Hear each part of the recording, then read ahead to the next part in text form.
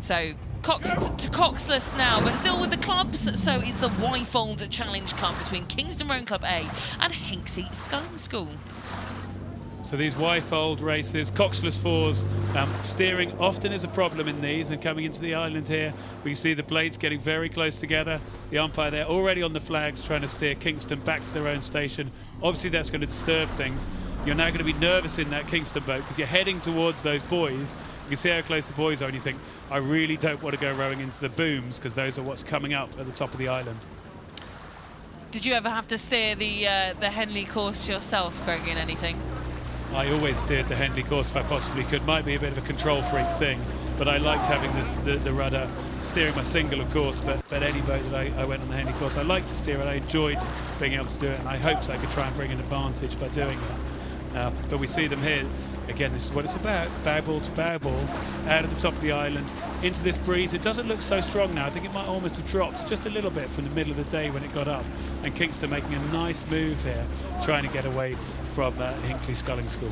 Yeah, that was a lovely little kicker there from Kingston Rowing Club A, and a very experienced crew here, an average of 7 Henley Royal Regattas each. That's an average, but I must say the most experienced person in the boat is the steers person, which is Andrew Bedford, who sits in the 3 seat, and what a beautiful line he steered. That's a man who's done 9 Henley Royal Regattas before.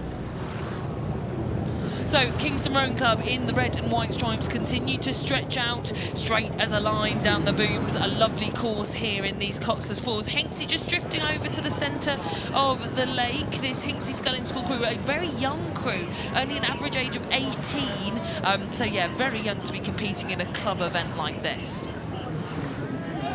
Yeah, they are, and they're doing their best to hang in this. But as you say, that Kingston crew really steering a nice line close to the booms on their side, making sure they don't row any further than they might need to, and they're just moving away quite nicely.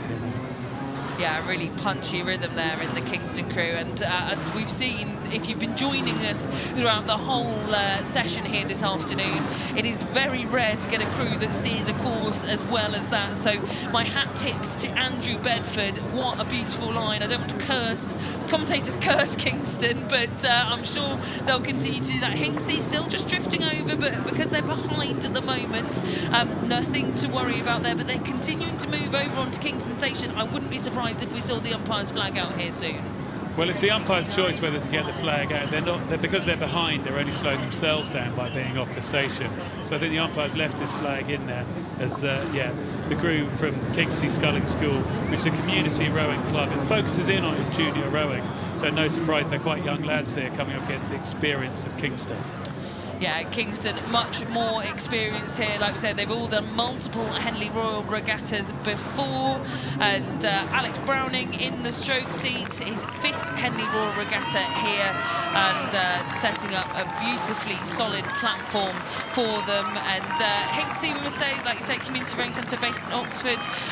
We saw them go through a round with Prince of Wales earlier against Cracksbury, so they're having a really successful regatta so far, Hinksey.